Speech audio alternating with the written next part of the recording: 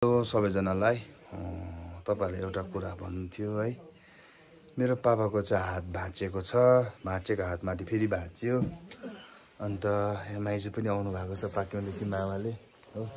यस्तो भइरहेको छ हात चाहिँ हेर्नु।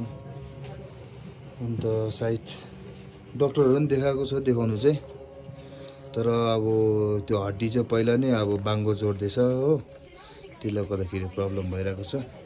तर त्यतिकै राख्नु भनेर डाक्टरले भन्नुभयो। यस्तो छ हेर्नुस् है। जो बल्झायो भने त नयाँ हड्डी लाउँदा त बिजोग हुन्छ नि है। नयाँ हड्डी लाउँदा त सेट हुनु प्रब्लम। तपाईँ यो हिटर सेकाउनुस् न भेना बरु।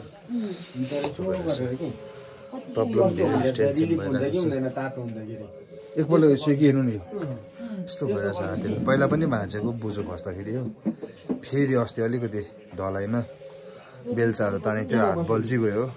एक्सरेहरू सबै गरेछ। जो त तातो ल्याउनु त तपाईँ त हिजो त तल त मजाले उता यता हाँस्नु उता यता गरिरहनु भएको।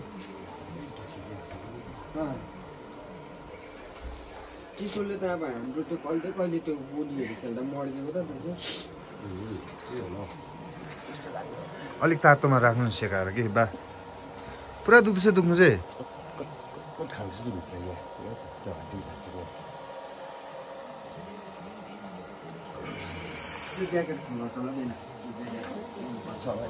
यस्तो भएछ हड्डी चाहिँ मेरो। नानीहरुको बुझ्छ त माथि गएर यो छुटेछ नि हड्डी, यो छुटेछ सिधा हुनुपर्ने हो। यो हड्डी त्यस्तो भएछ मेरो त। यो चाहिँ